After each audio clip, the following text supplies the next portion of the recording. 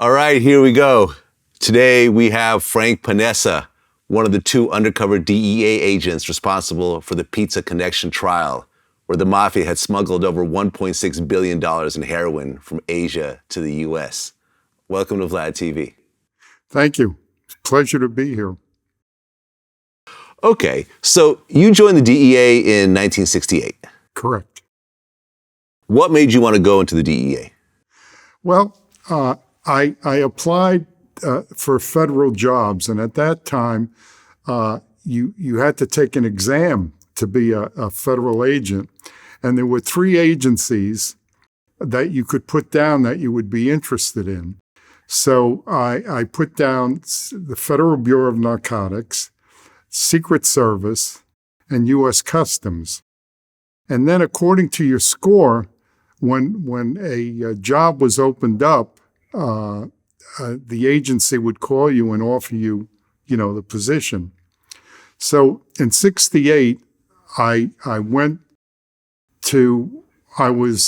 interviewed by FBM, but by the time I got there in October of 68, they changed the name to BNDD. And BNDD eventually became DEA, all the predecessor things. So I was a street agent in New York, doing cases primarily on the Italians back then, because we didn't have very much information on who the black violators were, but we knew who all the Italians were. And so most of the groups worked on the Italians. And then in the 70s, we found the connection between the Italians on Pleasant Avenue supplying all the blacks in Harlem with the heroin. And so we started concentrating on the blacks. And that went on for a number of years. And I did undercover work into most of the five families of New York buying heroin. And then we got information that the Sicilians were taking over complete control of heroin importation. And that was at the time in the late 70s when Carmine Galante got out of jail. And he took over the Bonanno crime family. And the first thing he did was make sure that he controlled all the heroin coming into the United States so he could turn the spigot on and off and ask for whatever price he wanted. So we had information that they had set up pizza shops all over the Northeast. And one of the main people was down in Philadelphia, and they had like 20 pizza shops, and that's how the name Pizza Connection came about. So we were lucky in arresting two wise guys in Philadelphia, and we says, "Hey, you have to do the right thing, or you're going to jail." They said, "Well, we're not going to give you anybody in the Bruno family."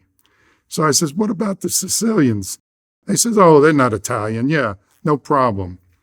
So what they did was they went to one of the Sicilians, Alberto Ficalora, and said, "Hey, we know you got cigarette machines in all these pizza shops and restaurants." He had 80 cigarette machines. You know when you used to go into a restaurant and you'd have the machine in the vestibule?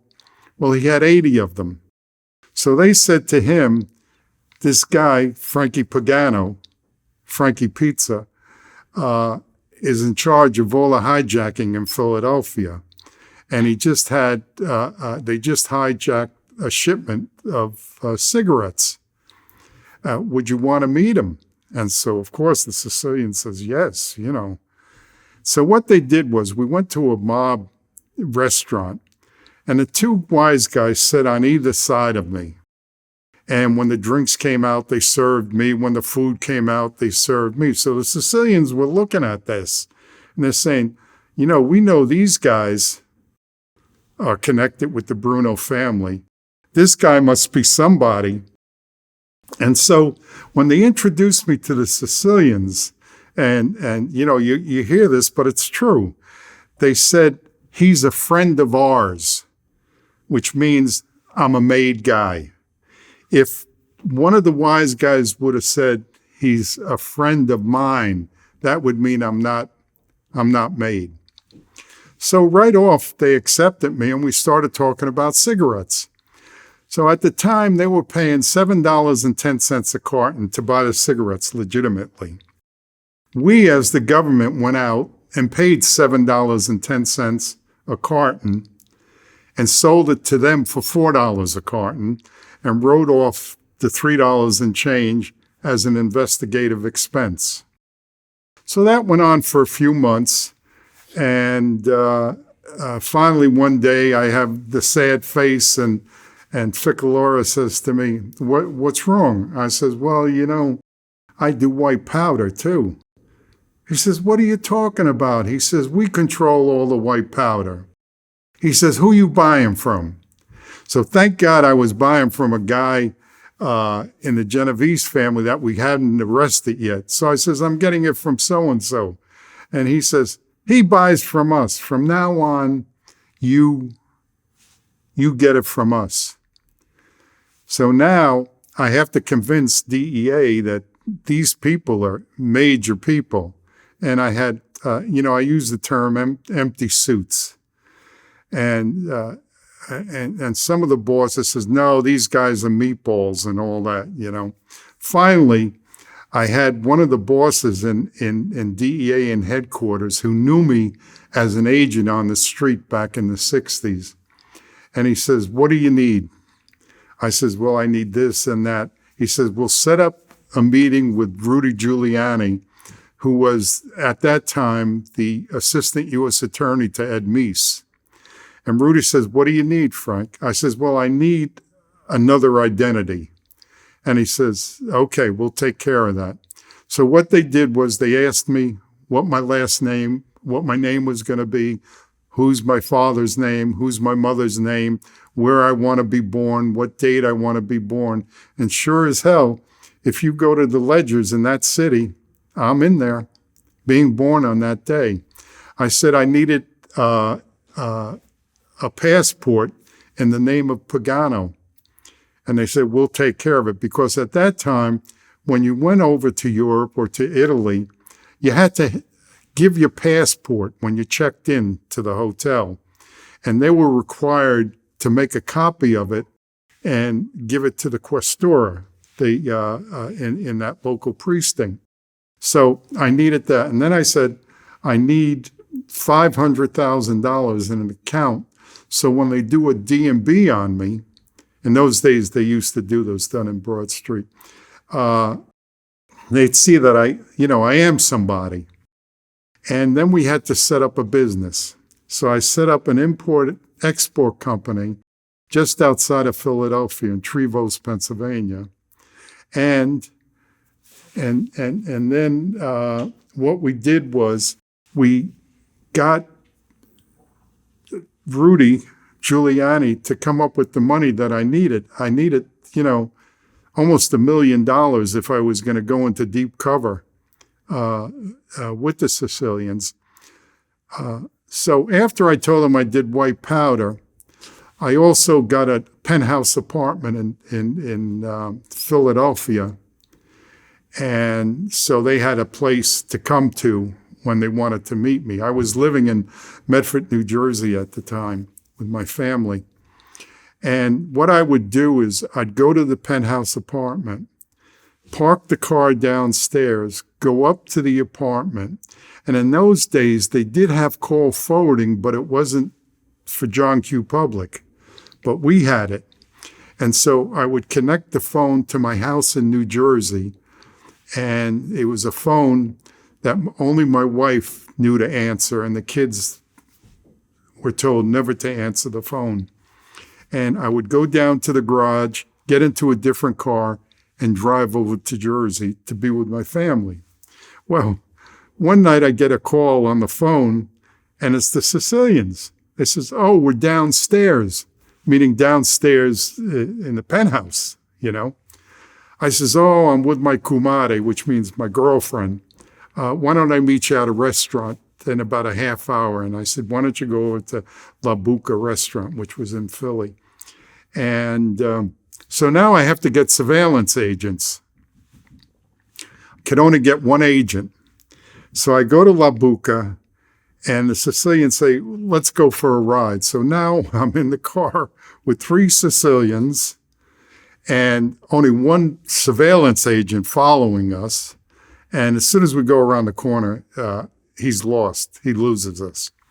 So now the Sicilians start talking about, we don't do lightweight stuff, and so I got indignant. I says, hey, I don't even know you. Don't you tell me you don't do any lightweight stuff. So Ficalora wanted the deal to go down. So he says, oh, why don't you buy $85,000 worth of heroin? I says, okay. So now I have to go back and get the money.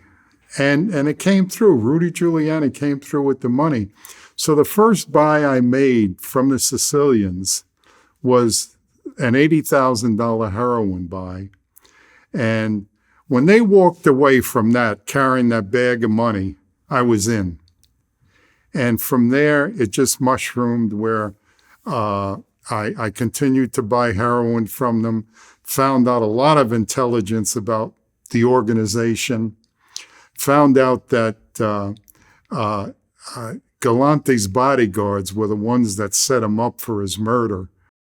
And as a reward, Cesare Bonaventure, who was one of his bodyguards, became the head of the heroin distribution in the United States. Now, this one cell that I was involved in were bringing in $1 million a day. People can't believe that. There was an apartment in Brooklyn, and the guy that had the apartment, his name was Rosario Dispenza, and it was his job to collect all the money that came in from all the different people selling the heroin. And literally, he'd bring in almost $1 million a day. And then it was his job to launder it. So he would go to one of the brokerage houses, and he had a guy there, and the guy knew that $100,000 was for him, and he had to launder the $900,000.